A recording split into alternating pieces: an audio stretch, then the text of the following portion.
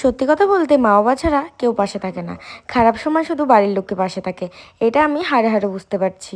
আর এরকম একটা পরিস্থিতিতে দাঁড়িয়ে আছি যেখানে সত্যি বলতে মা ছাড়া আর কেউ পাশে থাকে না।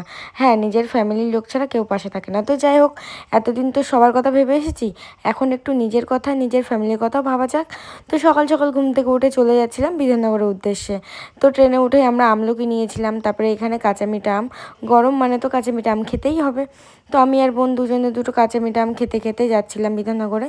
তো এখানে দেখতে পাচ্ছ বাইরে ওয়েদারটা কি দারুণ ছিল, আর ঝিরঝিরি বৃষ্টি পড়ছিল। তো হ্যাঁ, তোমরা এবার এটা জানতে চাইবে যে আমি কোথায় যাচ্ছি আর কি বা বাড়ির লোকের স্বপ্ন পূরণ করতে চলেছি। তো যাই হোক, আমি যাচ্ছিলাম একটা কোর্সে ভর্তি হতে, যেটা হচ্ছে এয়ার হোস্টেস যাই হোক, বলতে পারছি না তোমাদের। তো যাই হোক, অনেক এক্সাইটেড ছিলাম। তো আমি এয়ার হোস্টেস কোর্সে ভর্তি হয়েছি। আমি, আমার ছোট দাদা, আমার বোন গেছিলাম, ভর্তি কমপ্লিট হয়ে গেছে। তার জন্য তোমাদের এখন জানিয়ে দিলাম। তো এটা আমার মায়ের অনেক বড় স্বপ্ন ছিল। এখান থেকে আমরা পেঁপে নিয়েছিলাম, তারপর কোল্ড কফি।